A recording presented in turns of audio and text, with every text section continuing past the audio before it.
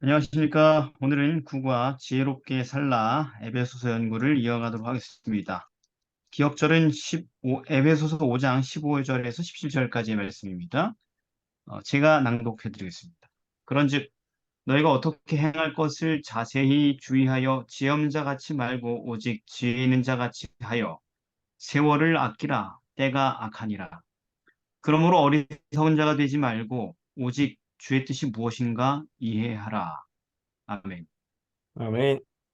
예, 오늘 기억절과 제목을 보시니 오늘 할 내용이 그냥 명확하죠, 그죠? 네. 그래서 오늘 우리가 볼 본문은 에베소서 5장 1절부터 20절까지의 말씀입니다. 에베소서 5장 1절에서 20절까지의 말씀을 연구할 거고, 이걸 한마디로 얘기하자면 무엇이 우리의 이 짧은 인생을 지혜롭게 살고 가는 방법인가? 여기 딱 보니까 다들 다 인생의 반을 사신 분들이니까, 김학영, 박재상, 박서린 빼고. 그러니까 나 신경이 얼마 재산이랑 동갑인데? 누구랑? 재산이랑 동갑인데요? 아 그렇구나. 재상이가 총각이라서 내가 깜빡했네. 청년인 줄 알고 그냥 아무튼 네. 그래서 이제 한번 살펴보도록 하겠습니다. 에베소서 5장 1절부터 5절까지 조승희 지사님 읽어주십시오. 그러므로 사랑을 입은 자녀같이 너희는 하나님을 본받는 자가 되고 그리스도께서 너희를 사랑하신 것 같이 너희도 사랑 가운데서 행하라. 그는 우리를 위하여 자신을 버리사 향기로운 제물과 생축으로 하나님께 드리셨느니라.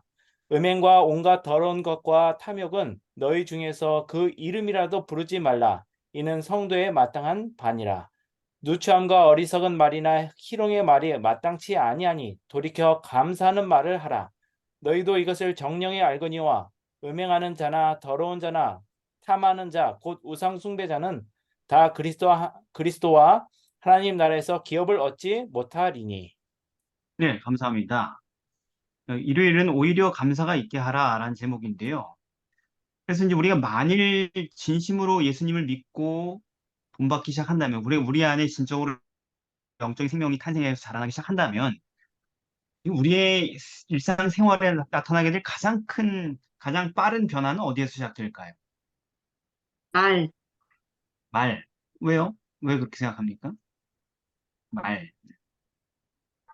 어, 여기 에베소서 말씀에서도 음, 하나님을 본받는 자가 돼서 너희도 사랑 가운데서 행하라 라고 음, 이야기를 하고 3절에서 바로 그 탐욕이나 더러운 것을 이름이라도 부르지 말라.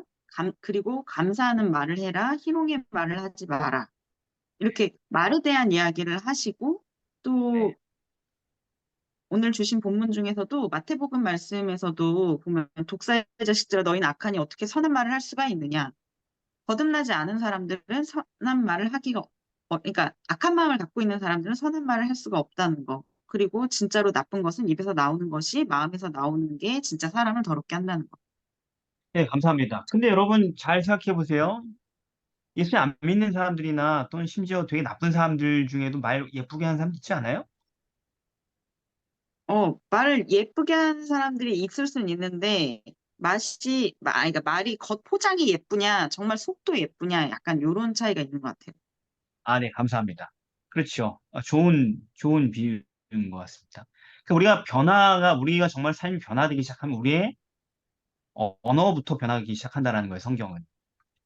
왜냐하면 그 말은 뭐냐면 성경적으로 봤을 때 말은 보이지 않는 그 사람의 마음속이 겉으로 표현된 것이기 때문에 그래요. 치장할 수 있지만 치장을 하는 게 한계가 있다는 얘기예요, 말이라는 게. 네. 차라리 치장하지 않고 겉과 속이 똑같은 사람들이 오히려 신뢰할 만하죠. 좀 거칠어도, 그죠? 네, 왜냐면 치장하면은 치장하다가 결정타가 나오니까 결국은. 그래서 예수님은 마태복음 15장 18절에 입에서 나오는 것은 마음에서 나오는 거다 이렇게 얘기를 했어요. 네. 그리고 마음에서 나오는 것은 다 나쁜 것밖에 없다 이렇게 얘기를 했습니다. 그래서 흔히 우리가 깨닫지 못하는 점이 이거예요. 우리의 삶에서. 매일 살고 말을 하면서 하는데도 우리가 깨닫지 못하는 게 여기예요.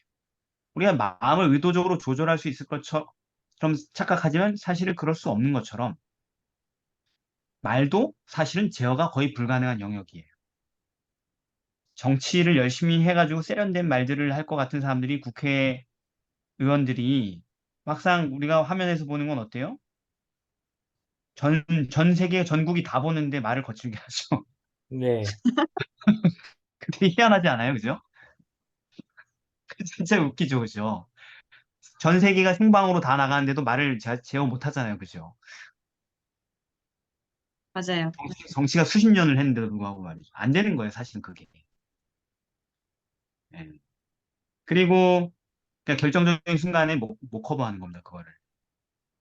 그래서 우리가 마음 제어 못 하잖아요. 솔직히 여러분 마음 제어 못 하시죠? 네, 못해요. 그러면 뭐도 못 하는 거예요? 말도 제어 못 하는 겁니다, 우리가. 저는 그거 잘 맞아요. 느낍니다. 한 개인으로서. 야, 나는 말이 이렇게 좀 거칠구나, 이런 생각을 많이 하는데, 그게 제 마음이니까요. 맞아요. 그래서 이게 그럼 훈련하면 되지. 예쁘게 말하기 강좌 클래스 1, 2, 뭐 이렇게 해가 돈 월 한 몇백만 원 들이면 교정이 되겠지. 되지 않습니다. 왜? 야고보는 말했습니다. 야고보 3장 8절에 혀는 능히 길들일 사람이 없다. 쉬지 않은 악이고 죽이는 독이 가득하다. 뭔 말만 하고 글만 쓰면 무조건 죽이고 악하고 이런 사상만 계속 표현하는 거죠, 우리가. 잘 생각해 보면은 분명히 그런 것이 있습니다. 메타인지가 되는 사람들은 보여요, 그게. 자기가 되게, 관계가 멀면, 예, 관계가 멀면 말로 속이는 거 참 쉬운 것 같아요. 근데 오히려 이 말로, 혀로 이렇게 더 가까운 사람들한테 예. 많이 더 이렇게, 그러니까 관계가 멀고 상대방에게 내 본심을 숨겨야 되는 그런 구조에서만 하는 거지, 음, 예, 실제로 나랑 삶을 공유하고 있는 사람들한테는 그게 걸러지지 않는 그러니까. 거예요. 예. 그래서 뭐 남을 해치는 말이 아니라 할지라도 악한 사상이 담긴 말 또는 뭐 믿음 없는 말 다 포함되는 겁니다, 여기에. 마음이 그대로 표현되는 것입니다, 말로 통하여서. 그래서, 이, 어찌 무화과 나무가 감람 열매를 포도나무가 무화과를 맺겠느냐. 이렇게 야고보가 말한단 말이에요. 어떻게 변화된 사람의 언어가 그렇겠냐, 이런 얘기죠. 그럼 어떻게 변화되지 않은 사람의 언어가 그렇게 고상해질 수 있겠느냐? 이게 안 된다라는 거예요, 사실. 저는 할 수 있는데요. 이렇게 얘기하는 아직도 이런 사람들이 주변에 있을지 모르겠는데, 뭐가 없어서? 메타인지가 없어서. 네. 그래서, 이, 예수님도 이렇게 얘기했습니다. 너희는 악하니 어떻게 선한 말을 할 수 있냐? 마음에 가득한 것을 입으로 말하기 때문이다. 이렇게 했는데, 그 다음에 되게 좋은 얘기를 하세요. 그러나 선한 사람은 그 쌓은 서에 선한 것을 낸다. 이렇게 얘기를 하셨어요.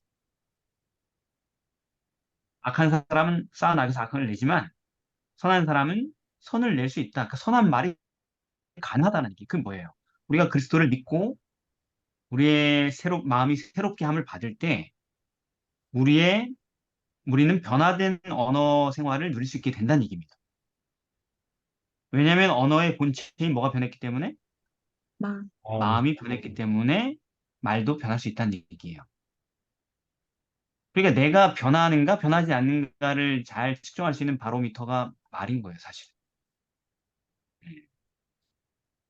그래서 메타인지가 좋은 사람들은 자기 말이 얼마나 불완전한지 잘 알 겁니다. 알죠. 예. 네. 자기가 내뱉는 말들이 얼마나 무익한 말들인지 도움이 안 되고 그런 말들이 너무 잘 알 겁니다. 예. 근데 그 음, 누가 전화를 해가지고 갑자기 저한테. 그래서 사도 바울은 아무한테나 하는 말이 아니고 들리죠? 네, 네. 사도 바울은 아무한테나 하는 말이 아니고 에베소서. 그리스도를 믿는 사람들에게 우리가 생각할 땐 실천 불가능해 보이는 언어 생활을 하라고 권하는 거예요, 자주. 뭐 이런 거 있잖아요. 데살로니가전서 5장 16, 17, 18절 항시법 음, 항상 기뻐하라. 기뻐하는 말을 하라는 얘기예요. 쉬지 말고 기도하라. 그것도 말이죠. 불평, 불만, 좌절하지 말고 기도를 하라. 그다음에 범사에 감사하라. 감사한 말을 하라는 얘기예요. 이게 전부 다 말입니다. 전부. 언어가 기뻐하고 기도하고 감사 전부 다 말로 표현되는 거예요. 이게 예수님 안에서 너희를 향하신 하나님 뜻이다. 언어가 바뀌는 거. 그리고 22절에 가면은 악은 모든 모양이라도 버리라. 써 있어요. 우리 언어에 하등 도움되지 않은 쓸모없는 말들, 쓸모없는 생각을 표현한 것은 전부 다 버리란 얘기. 버릴 수 있다는 얘기예요. 이게 지금 가능하니까 하라는 거예요. 이렇게 하기로 선택하면 되는 거예요. 새로운 생명을 받은 사람은 선택할 수 있다고 그랬잖아요. 둘 중에 한 길을. 네. 새로운 생명이 없는 사람은 어느 쪽도 선택할 수 없고 그냥 생긴 대로 사는 수밖에 없고, 생명을 받은 사람은 믿음을 발휘하는 순간부터 선택할 수 있게 되는 겁니다. 그러니까 해보라는 얘기입니다. 그만 악을 간직하고 모양이라도 버리고 항시범 해보라는 얘기죠. 월요일입니다. 빛의 자녀들처럼 행하라. 이거는 6절부터 10절까지인데 이다의 성도가 1.4배속으로 읽으시겠습니다. 누구든지 헛된 말로 너희를 속이지 못하게 하라. 이를 인하여 하나님의 진노가 불순종의 아들들에게 임하나니 그러므로 저희와 함께 참여하는 자 되지 말라. 너희가 전에는 어두움이더니 이제는 주 안에서 빛이라. 빛의 자녀들처럼 행하라. 빛의 열매는 모든 착함과 의로움과 진실함에 있느니라. 주께 기쁘시게 할 것이 무엇인가 시험하여 보라. 자, 여기 6절에 헛된 말로 속이지 못하게 하라. 헛된 말이 뭘 의미할까요? 문맥을 봤을 때. 죄 짓고도 구원받는다. 그렇죠. 왜냐하면 뒤에 보면은 문맥으로 보아 그것은 불순종으로 이끄는 거짓 가르침이 분명하죠. 이것 때문에 불순종의 아들들에게 진노가 임한다 이렇게 했으니까 이 헛된 말 때문에. 그죠? 불순종으로 이끄는 거짓 가르침. 그래서 예수님은 그런 거짓 교사들이 많이 일어난다고 계속 경고하셨어요. 그죠? 네. 네. 예. 마태복음 5장 19절에 그러므로 누구든지 이 계명 중에 지극히 작은 것 하나라도 버리고 또 그같이 사람을 가르치는 자는 천국에서 제외된다. 이렇게 얘기하셨어요. 그죠? 엄중한 표현이죠. 다시 얘기하자면 천국에서 지극히 작다 일컬음을 받는다는 얘기는 천국에 가서 아유 좀 작네 키가 이런 얘기 아닙니다. 네. 예, 천국에서 너는 들어올 수 없다. 저평가 받는다는 얘기입니다. 그걸 어떻게 할 수 있냐면 7장으로 가면 알 수 있어요. 좁은 문으로 들어가라. 좁은 문이 뭐예요? 생명으로 인도하는 문은 좁고 길이 협착한 산이가 적은 그 문이 뭐예요? 순종으로 인도하는 문입니다. 멸망으로 인도하는 문은 크고 그 길이 넓어 들어간 자가 많아요. 불순종으로 인도하는 구원의 길. 근데 그 뒤에 이어서 거짓 자를 삼가라 이렇게 얘기해요. 이 헛된 말을 조심하라는 얘기가 여기에 나와요. 그들의 열매로 알아라. 그들의 말과 행동을 봐라. 순종하는지. 주여 주여 한다고 천국에 다 들어가는 게 아니다. 아버지의 뜻대로 순종하는 사람이 들어간다. 천국에. 그들이 저희가 주님을 믿었는데요 해도 난 너희를 모른다. 불법을 행하는 자들아 떠나가라. 불법을 행하는 불순종이죠. 그죠? 네. 근데 이런 헛된 말이 얼마나 많은지. 심지어 이런 헛된 말에 대항하기 위해 생겨난 교단이 어디예요?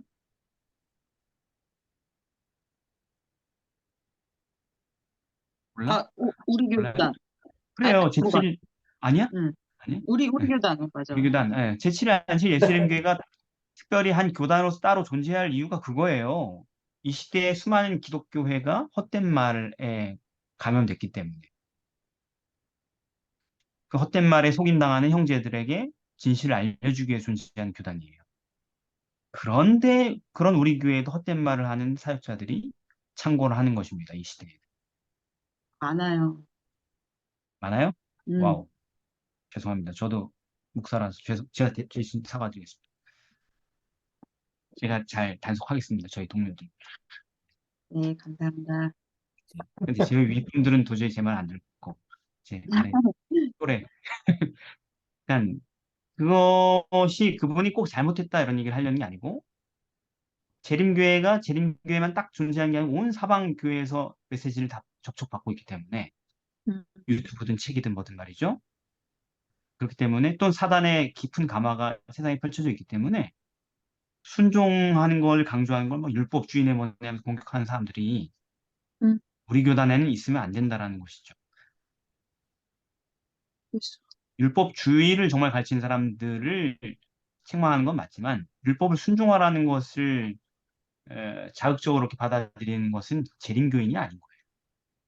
왜냐하면 우리는 하나님의 계명을 지키며라는 남은 자손이거든요. 그렇죠? 네. 그래서 사도 바울도 그런 거짓 교리에 속지 않도록 율법에 대한 순종의 의무를 심지어 믿음으로 말미암는 의의 진수인 로마서에서 여러 차례 강조해 두었어요.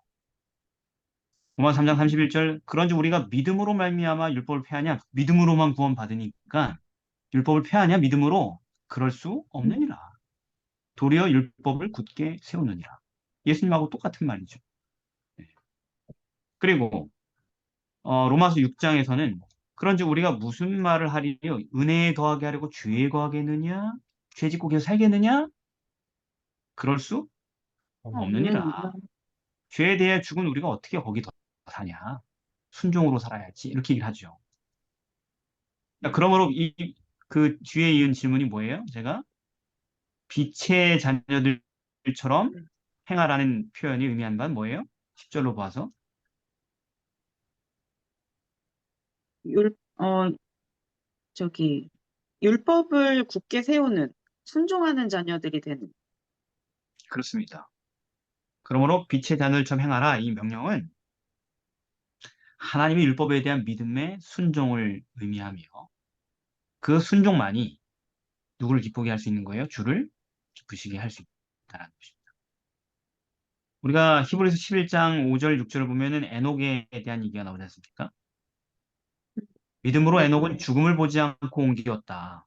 하나님이 저를 옮기심으로 다시 보이지 않았다. 믿음의 사람이었다. 근데 왜 믿음의 사람 어떤 사람이냐? 저는 옮기우기 전에 이 땅에서 하나님을 기쁘시게 하는 자라는 증거를 받았다. 하나님의 모든 말씀에 순종하던 사람이었다는 얘기예요.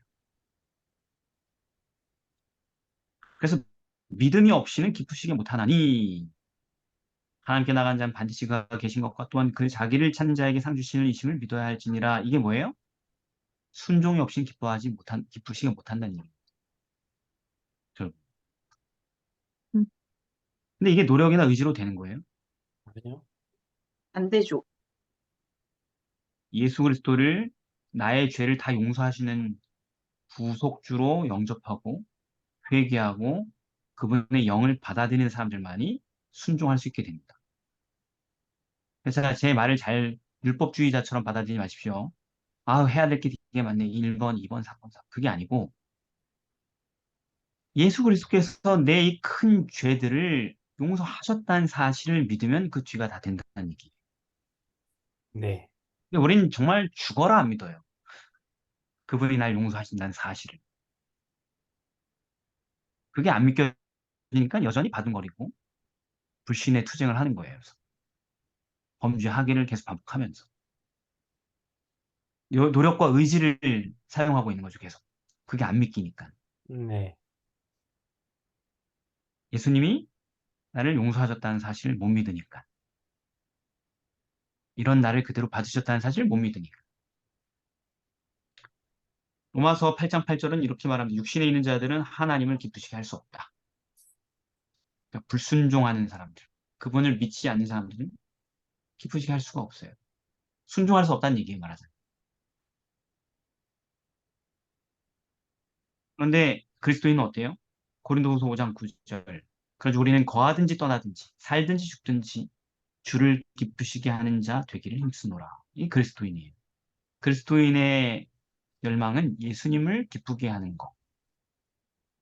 거기에서 짜릿한 쾌감과 보람을 찾는 사람들.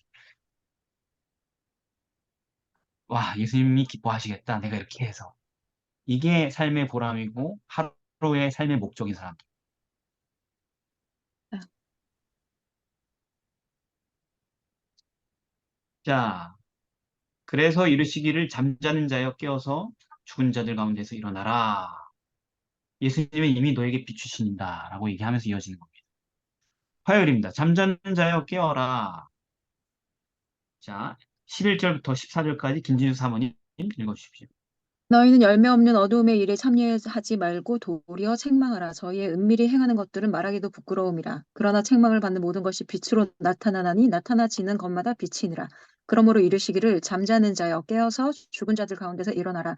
그리스도께서 내게 비치시리라 하셨느니라. 감사합니다. 여기 보니까 빛의 자녀가 된 자들이 어둠 가운데 잠자고 있는 죽은 자들에게 해야 할 일이 있어요. 그게 뭡니까? 책망. 책망. 책망하라. 그들은 그 어둠 가운데 있는 사람들의 불순종에 참여하지 말아야 하며, 첫 번째, 음, 나아가 겸손하고 온유한 마음으로 그들의 죄를 책망해야만 합니다.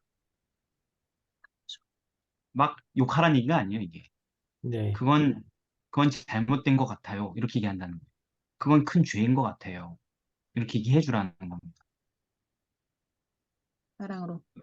갈라디아서 6장 1절에 나와 있어요. 형제들아, 사람이 만일 무슨 범죄한 일이 드러나거든, 숨겼던 죄가 딱 드러나거든, 네가 그걸 알게 되면, 이거 잘 걸렸는데 죽어봐라, 이게 아니고, 넌 이제 평생 내 노예다, 이런 게 아니고, 신령한 너희는 빛의 자녀들이죠. 네. 온유한 심령으로 그러한 자를 바로잡고, 그죠? 이게 네. 책망이에요. 음, 책망한 사람의 마음은 네 자신도 돌아보아 시험 받을까 두려워하라. 자기도 겸손. 똑같은 연약한 사람인 걸 아는 사람. 겸손. 자, 근데 그 일은 어떤 형태로 이루어질까요? 이거는 네. 마태복음 5장에서 예수님께서 얘기하셨던 것처럼 너희 빛을 사람 앞에 비치게 하여 저희로 너희 착한 행실을 보고 하늘에 계신 너희 아버지께 영광을 돌리게 하라 라고 하신 말씀처럼 먼저 본보기가 되어서 이야기를 하게 되는 거죠. 꼰대처럼 이게 저거고 뭐 정죄하는 거고 막 이렇게 하는 게 아니라 또는 내가 드러나기 위해서 남을 깔아뭉개는 게 아니라 다니엘서 12장 3절처럼 지혜 있는 자는 궁창의 빛과 같이 빛날 것이요 많은 사람들을 옳은 대로 돌아오게 한 자는 별과 같이 영원대로 비치리라. 그러니까 즉 빛을 비친다는 것이 옳지 않은 길로 행하는 모든 사람들에게 옳은 길로 올 수 있도록 본인도 본보여야 되고 그들을 또 책망과 어, 사랑으로 이야기를 해야 된다는 네, 감사합니다. 맞아요. 그러니까 우리가 흔히 겪는 일들은 그러니까 다들 극렬한 범죄자들이에요. 교회 전부 다. 네. 목사부터 어린 청년들까지 다 심각한 결함을 가진 사람들이에요. 근데 어떻게 그럼 사회생활을 하고 있을까요? 잘 숨겼으니까. 어떻게 뻔뻔하게 살 수 있어요? 안 걸렸으니까 사람들이 대부분. 그런데 누군가가 그게 탁 걸려들 수 있죠. 그죠? 누군가의 치명적인 결함이. 그럼 사람들 반응이 어떻게 하면 이 득달같이 거 달려들어 먹으려고. 뜯어먹죠. 그죠? 그 왜 뜯어먹는 줄 알아요? 자기가 그러니까. 맞습니다. 자기가 똑같은 짓을 하고 있는데 자기는 안 걸렸기 때문에 이렇게 하는 거예요. 음, 마치 그런 나선이 이 세상은 어떤 거냐면 은혜 없는 세상인데 누가 먼저 까발려지나 누가 먼저 약점을 드러내는가 그놈이 패배자다. 난 끝까지 나 자신의 비밀을 잘 지켜서 살아남았다. 너희들 위해 군림하고 살 거다. 이런 정신으로 돌아간 게 이 세상이에요, 말하자면. 맞아요. 그래서 남들을 비난하는데 가장 잔인한 사람은 가장 극악한 죄를 사실 몰래 짓고 있는 사람. 근데 남들이 끔찍한 잘못을 했을 때, 아휴, 이게 나도 저럴 수 있는데 이렇게 얘기하는 사람들은 가장 바르게 살고 있는 사람들이에요. 음, 네, 너 자신을 돌아본다는 얘기 그런 얘기입니다. 네. 음. 근데 이게 어떻게 가능하냐면 여러분, 죄를 깨닫게 하시는 건 사람이 하는 일이 아니에요, 원래. 네. 성령이 하시는 일이죠. 요한복음 16장 8절 그가 와서 죄에 대하여 의에 대하여 심판에 대하여 세상을 책망하시리라. 책망의 사역은 사실 성령의 사역이에요. 사람이 하는 게 아니에요. 오직 성령만이 악을 행하고 있는 죄인의 마음에 그 깨달음과 그 자각을 줄 수 있어요. 그러나 성령께서는 특별히 그 죄인들의 양심을 각성시키고 죄를 책망하는 그 일을 신이 하시지 않고 그분의 영을 받은 대언자들을 통해서 이루시는 거예요. 이 땅에서. 그래서 그분을 대언의 영이라고 성경이 말하는 거예요. 그 이런 사역을 성경은 예언 사역이라고 합니다. 예언이라고 합니다. 네. 우리가 하나님의 말씀을 대언할 때 성령께서는 듣는 자들의 마음이 책망을 받고 죄를 깨닫도록 역사하시는 겁니다. 이게 하는 일의 방식인 거예요. 아멘. 그래서 바울은 고린도서 14장에서 1절에 신령한 것을 사모하되 특별히 예언을 하려고 하라고 권하는 거예요. 모든 교인들에게. 왜냐면 모든 교인들이 예언할 수 있게 되면 얼마나 많은 사람들이 그 가마 속에서 전부 다 회개하고 하나님께 돌아가겠어요. 그죠? 네. 별게 아니에요. 네가 남을 가르치기 위하여 깨달은 마음으로 5마디 말을 하는 것이 1만 마디 외국어보다 낫다. 다른 사람의 양심을 각성시키고 올바른 길로 이끌기 위해서 한마디 하는 게 그게 예언이다. 교회가 다 예언을 하면 어떻게 될까요? 24절에 다 예언을 하면 믿지 않는 사람들이나 무식한 사람들이 들어와서 모든 사람에게 책망을 들으며 그러니까 책망이 사람 까고 패고 하는 게 아니라는 거예요. 그냥 하나님의 말씀을 대언하면 그게 양심의 책망으로 역사한다는 거예요. 그래서 모든 사람에게 판단을 받고 다 율법을 지키고 투명해 막 나 혼자만 막 불순하고 더러운 사람 같아 막 그러면 그 교회에서 내가 떠나든지 회개하든지 둘 중 하나거든요. 근데 교회가 현실은 어때 진흙탕 같으니까 다 나 같으니까 다 더러운데 잘 숨기고 막 악의 다툼하고 있는 곳이니까 사람들이 살만한데 변하지 않고도 이렇게 생각하는 거죠. 교회에 점점 들러붙는 거죠. 악인들이. 나도 여기서 야 나도 여기서 어울릴 수 있겠다 이러면서 똑같네 뭐 이러면서 막 점점 교회가 악해지는 거죠. 악한 사람들이 불어나면서 투명하고 깨끗하지 않으니까 예언이 없어서 말이죠. 음. 그리고 25절에 그 마음에 숨은 일이 드러나게 되므로 심지어 죄를 드러나지도 않았어. 잘 걸리지도 않았어. 근데 영적인 사람들이 하나님의 말씀을 막 대언하니까 걸리지도 않은 그 마음의 죄가 드러나는 거예요. 깨닫게 됩니다. 그래서 엎드려 하나님께 경배하며 회개했다는 얘기죠. 그죠? 죄를 네. 회개했다는 얘기요. 하나님이 참으로 너희 가운데 계시다 전파하리라. 이곳에 하나님 계시다. 사람이 말을 했는데 회개한 사람들은 하나님이 여기 계시다를 기억한다. 이게 성령의 사역이라는 것입니다. 아멘. 저는 이제 성경을 가르치는 설교자로서 성경 교사로서 이런 기능이 제게 항상 있길 바래요. 만약에 이런 기능이 발동되면 저는 더 이상 살 가치가 없죠. 이 직분을 가지고.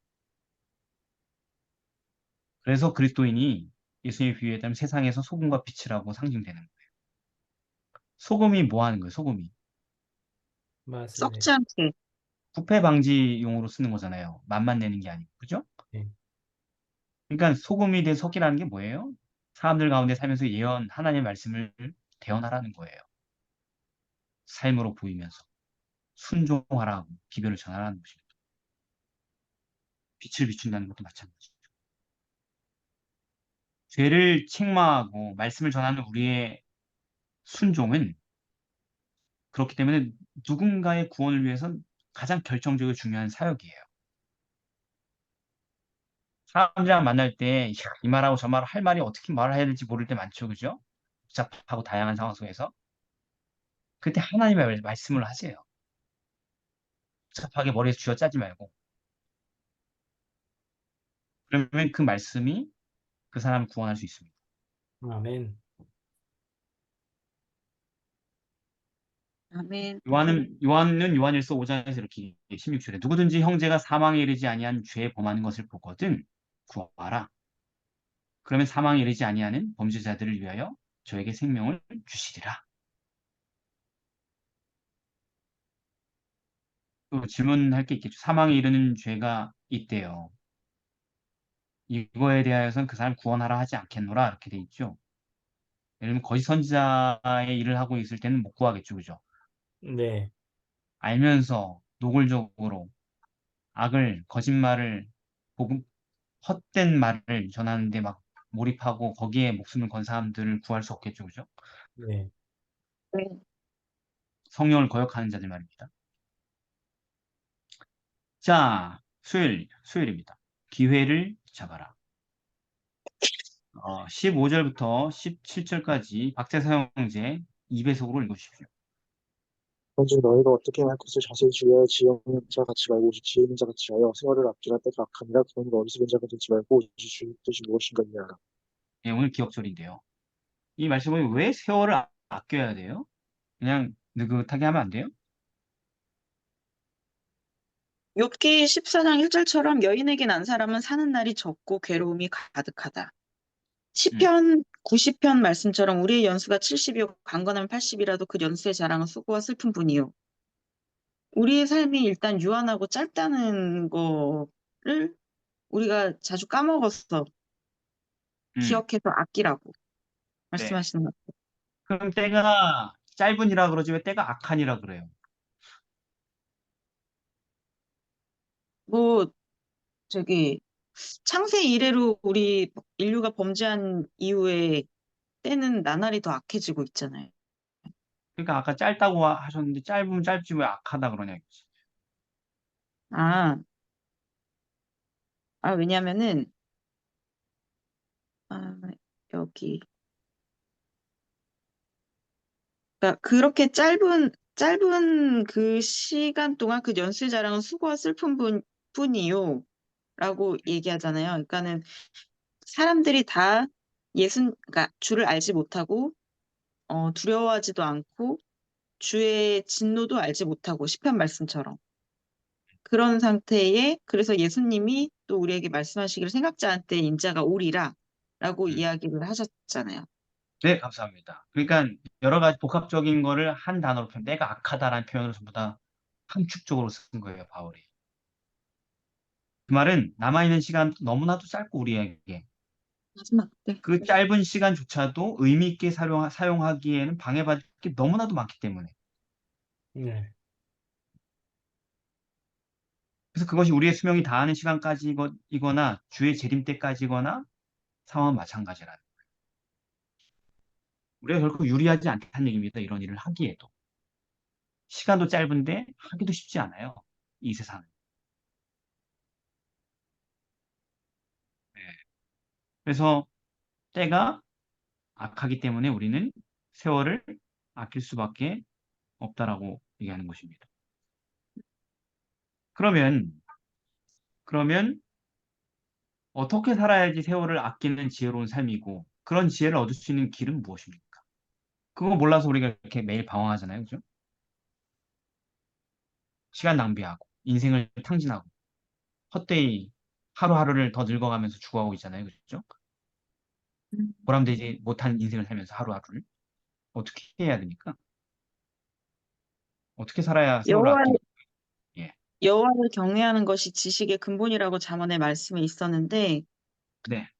이 말씀이 잠언 2장 말씀까지를 보면 내 아들아 만일 나의 말을 받으며 나의 계명을 내게 간직하여 내 귀를 지혜에 기울이며 내 마음에 명철을 두며 이렇게 살면 여호와 경외하기를 깨닫고 하나님을 알게 될 것이다 라고 이야기를 했는데 오늘 그 성경절엔 없었지만 요한복음 17장 3절에 영생은 곧 유일하신 참 하나님과 그의 보내신 자 예수 그리스도를 아는 것이니이다.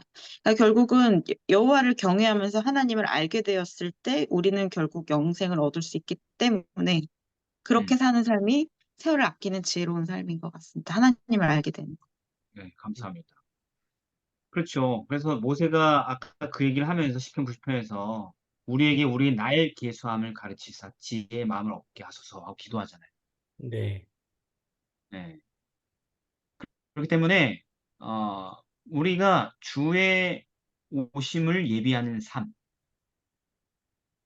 그리고 그분의 뜻을 이루는 삶이 지혜로운 삶이라는 거예요. 순종하는 삶이 지혜로운 삶인 것입니다. 우리의 시간이 다 똑같은데 그 시간을 순종으로 채워가는 삶이 지혜로운 삶이라는 얘기예요. 하루하루. 그렇기 때문에 우리에게 남아있는 시간이 매우 짧다는 것과 매일 집중하고 실천해야 될 주의 뜻이 무엇인지 알아야지 삶이 달라지는 거예요. 이런 지혜를 얻을 수 있는 것은 오직 주님께 배우는 길밖에 없다는 것입니다. 그래서 기도하는 것이죠. 알려달라고 주님. 나 오늘 어떻게 살아야 되는지. 이 시간이 얼마나 귀한 시간인지. 그리고 아까 잠언 2장을 인용한 것처럼 주의 말씀을 연구하고 함으로 그와 같은 지혜를 얻기 위해서 항상 하나의 말씀과 연결되어 있어야 된다. 여러분들도 자기 개발이나 자극받기 위해서 유튜브에 나온 방송들 가끔 보시죠. 옛날에 많이 봤죠. 난 요즘 많이 보는데. 예를 들면 이런 거예요. 제가 이제 뱃살이 늘어난단 말이에요. 자꾸 여기서.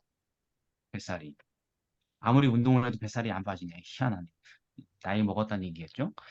아무튼 그러면 이제 뭘 많이 보냐면은 건강, 운동 관련 컨텐츠들을 한번 이렇게 봐요. 할 일 없을 때. 어떻게 먹고 어떻게 운동하나, 어떻게 뛰나 뭐 이런 거. 그런 거 듣고 있는 순간에는 뭐가 돼요? 알아요. 뭘 어떻게 해야 될지. 아, 무슨 얘기인지 아세요?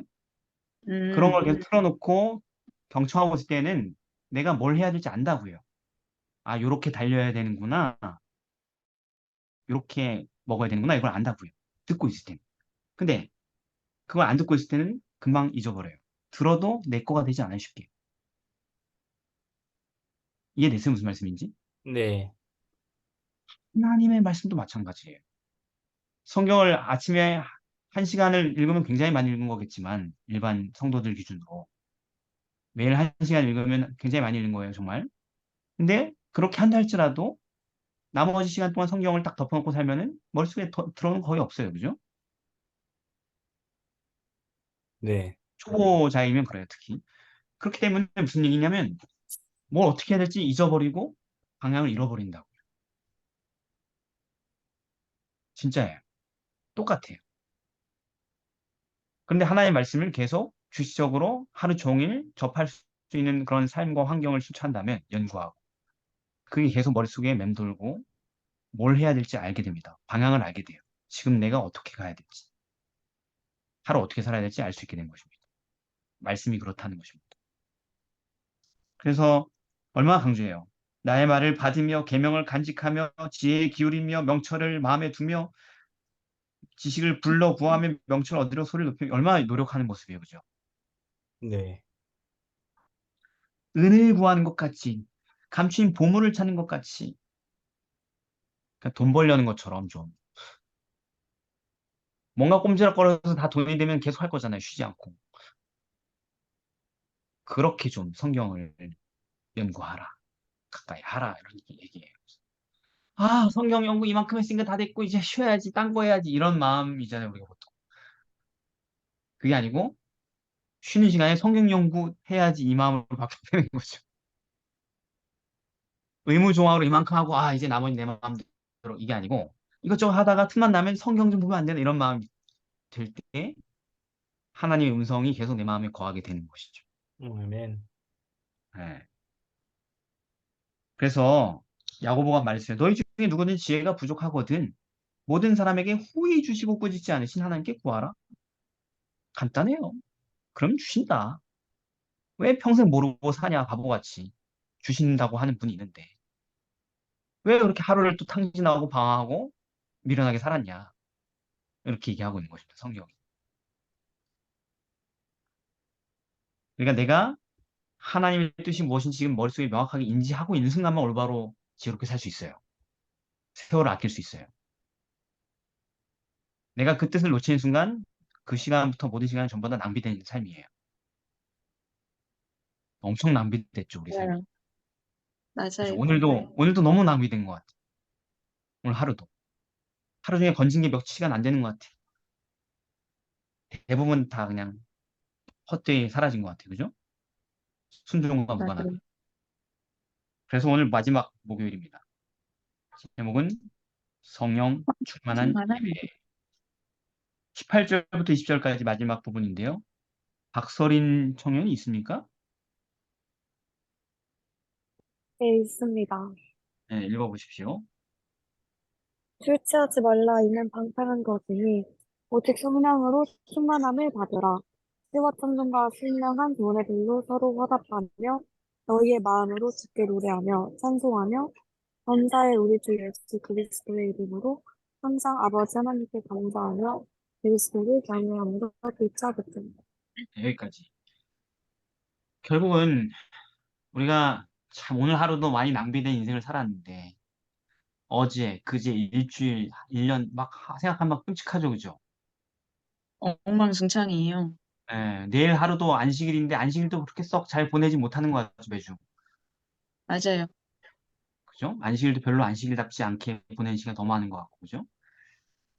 그런데 결국 세월을 가장 헛되이 낭비하는 방법은 뭐고, 세월을 가장 아끼는 최고의 방법은 각각 무엇일까요?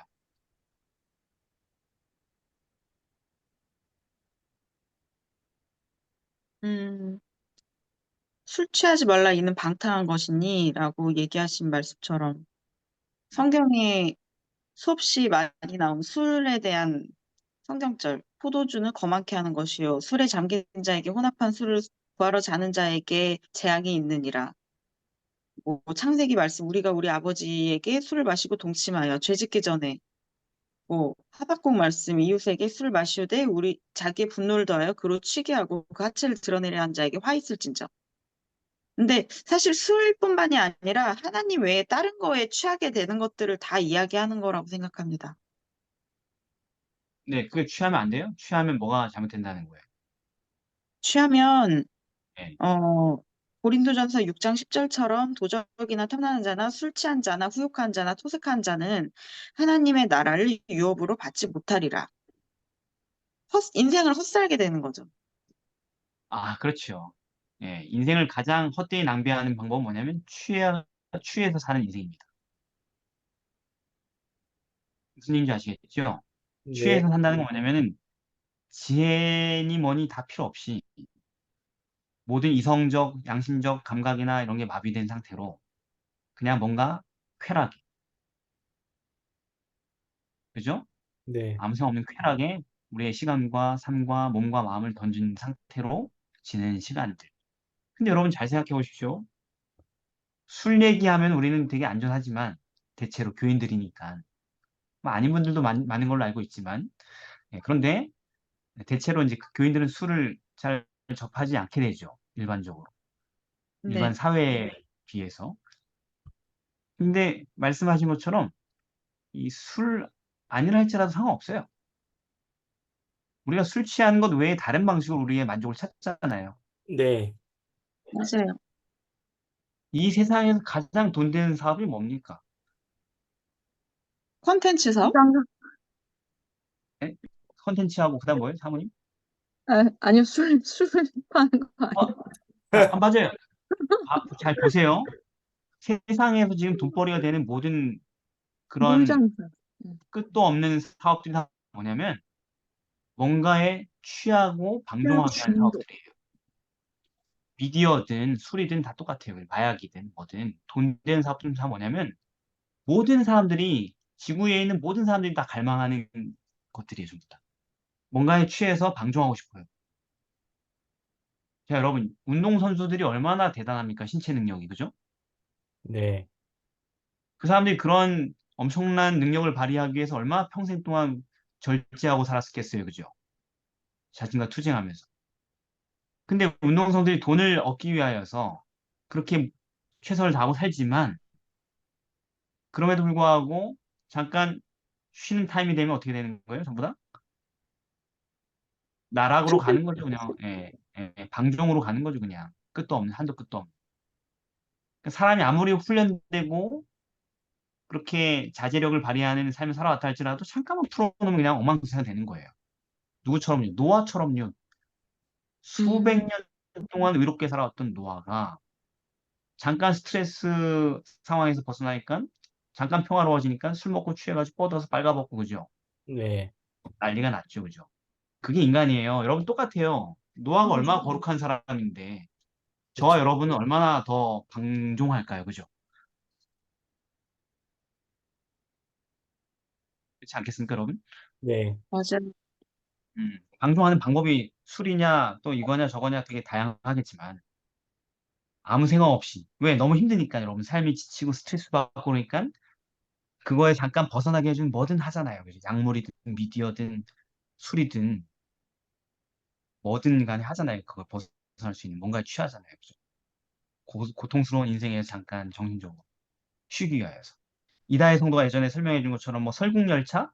설국열차란 그 옛날에 유명한 영화에서 제일 네, 상위 클래스 칸까지 갔더니 전부 다 마약에 쩔어가지고 장애인처럼 이렇게 막 서로 뒹굴고 있었다. 정상적인 맞아요. 사람들이 아니었다. 이렇게 얘기했잖아요. 그죠? 그게 네, 인간이에요. 인간이 본성이에요. 그래서 뭐 술 얘기는 굳이 하지 않아도 됩니다. 그러니까 우리의 양심과 이성을 마비시키고 그냥 옛날 육체의 자연스럽고 그냥 내 편한 대로 그냥 내 욕구대로 할 수 있는 그 상태로 가는 거. 방종과 육체의 만족으로 사는 거, 그 상태가 인간이 다 원하는 거죠. 돈 벌어 사고 싶은 게 다 그거잖아요. 그렇죠. 돈은 왜 벌고 싶어? 건전하게 살고 싶어서 버는 게 아니잖아요, 전부 다. 마음껏 방종하고 싶어서 거기에 무한하게 돈을 쓸 수 있으니까 돈 벌고 싶은 거죠, 사람들의 마음이. 맞아요. 그래서 가난한 게 그나마 나아. 근데 가난한 사람들도 그 얼마 안 되는 돈으로 방종할 수 있는 게 너무나도 천지에 널렸어. 맞아요. 피할 길은 없어요, 이제. 어떻게 해야지 세월을 아낄 수 있을까, 이런 상황에서. 에베소서 성경을, 말씀에서는 네. 에베소 말씀에서는 시와 찬미와 신령한 노래들로 서로 화답하며 너희의 마음으로 주께 노래하고 찬송하고 하나님께 감사하며 범사에 뭐 이렇게. 그게 뭔데요? 그게 뭐 어떻게 세월을 아끼는 건데요? 하루 종일 찬양을 부르라고 목이 너무 아플 것 같은데. 음, 이게 로마서 13장 14절 말씀에 오직 주 예수 그리스도로 옷 입고 정욕을 위하여 육신의 일을 도모하지 마라. 그러니까 주 예수 그리스도로 옷 입고 안전하게 있으라는 말 아닐까요? 정신무장 그러니까 아닌가? 그것이 너무 상징의 네. 표현이니까. 육체의 일을 도모하지 마라, 이렇게 얘기하지만 육체의 일을 도모하잖아요. 지금도 이 순간에도 계속 뭐 하지? 뭐 하지? 시간 날 때 뭐 하지? 이렇게 도모하고 있잖아요. 본능적으로 계속. 그렇죠. 그거 하지 말라 그래도 하고 싶잖아요. 음, 그러니까 삶이 그러므로 우리가 예배가 될, 어둠의 일을 벗고 그치? 네. 네? 사모님 뭐라고 하시죠? 저의 삶이 예배가 될 수 있게 산다면 매일의 순간순간이 그, 성령과 함께하는 네. 네. 성령의 네. 충만을 받는 거. 그두 분이 하신 말씀. 예, 맞습니다. 음, 그러니까 결국 우리가 취해야 되는 사람들이라면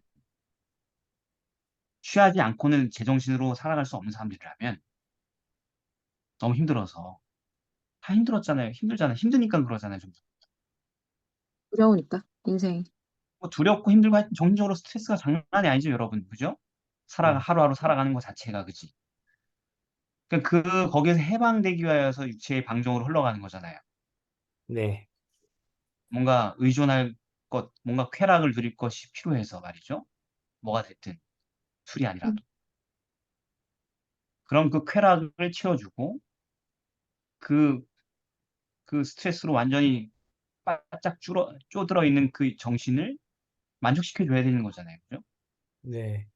음, 오로지 한 가지밖에 없는데 그 건전하게 취할 수 있는 게 성령밖에 없다는 거죠. 아멘. 이거는 똑같이 우리가 수많은 쾌락들을 찾던 것처럼 쾌락을 주는 거라는 거예요. 보상을 준다는 말이에요. 만족이 된다는 것입니다. 그런데 음. 부작용이 없어. 네. 그런데 만족스러운 상태인데 바르게 행하고 있어, 단정하게. 다른 모든 만족과 그런 어떤 그런 것은 전부 다 방종이거든요. 보면은. 근데 성령이 우리의 마음에 충만하여서 기쁨이 될 때에는 단정하게 살고 있는 거예요.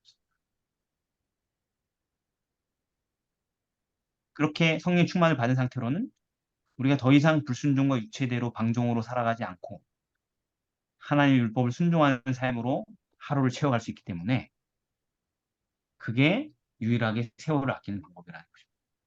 아멘. 이제 한 가지 문제가 있죠. 우리가 안 원하면 아니 저는 그렇게 고사한 것보다 좀 지저분한 게 좋습니다. 이러면 뭐 할 수가 없는 거죠. 제가 평생 하던 게 그런 거라서 이런 걸 해야지가 좋습니다. 이렇게 하면은 내가 거절하겠죠. 그죠? 성령의 충만을 거절하겠죠. 그러나 내가 만족스럽다고 해왔던 그것들 밤새도록 하고 죽을 때까지 하고 했는데 허무함과 아픔과 부작용만 있고 이게 뭐냐 싶다면 한 번쯤은 돌아서서 하나님께 주시는 선물도 받아보자는 거죠. 마귀가 주는 수많은 보상 도구들에서 평생 무한 반복하지 말고 하나님이 주시는 것도 한번 해보자는 거죠. 받아보자는 거죠. 아멘. 여기 그러면 네, 지난주에 이어서 죄의 옷을 계속 입으려고 하지 말고 의의 네, 옷을 계속 입으려고 성령이. 그렇습니다. 네, 네. 그래서 아까 그리스도로 옷 음, 입고 정욕을 위하여 육신의 일을 도모하지 말라 이런 말인 것이죠.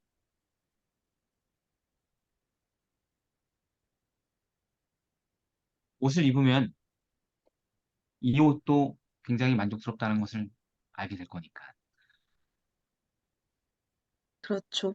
네. 제 아들이 유난히가 독특한 성격의 소유자라서 종종 우리가 되게 맛있는 음식을 해가지고 정성스럽게 야 이거 새로운 음식을 먹어봐 그러면 아 나는 이런 스타일 안 먹어 하면서 뭐 입도 안 대보고 거절할 때가 있어요. 그럼 어이가 없죠. 맛도 안 보고 아 나는 원래 이런 스타일 싫어한다고 맛보지도 않고 그래서 너희 이 녀석 하면서 강제로 한 입 딱 떠먹였는데 맛있어. 말씀. 어?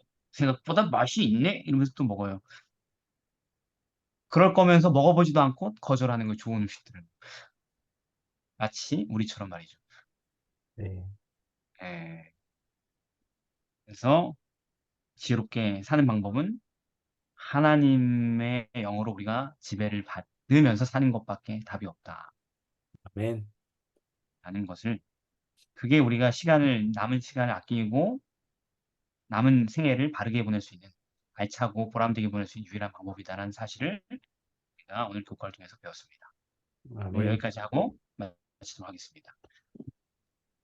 또 하겠습니다.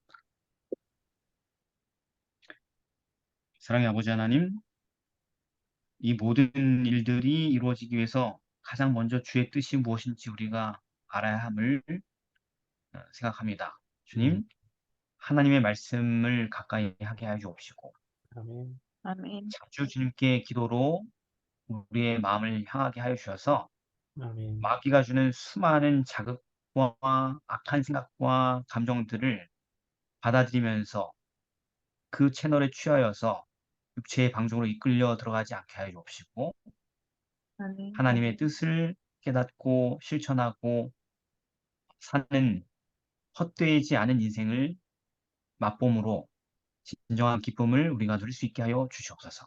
아멘. 예수님의 아멘. 이름으로 기도드립니다. 아멘. 아멘. 아멘. 감사합니다.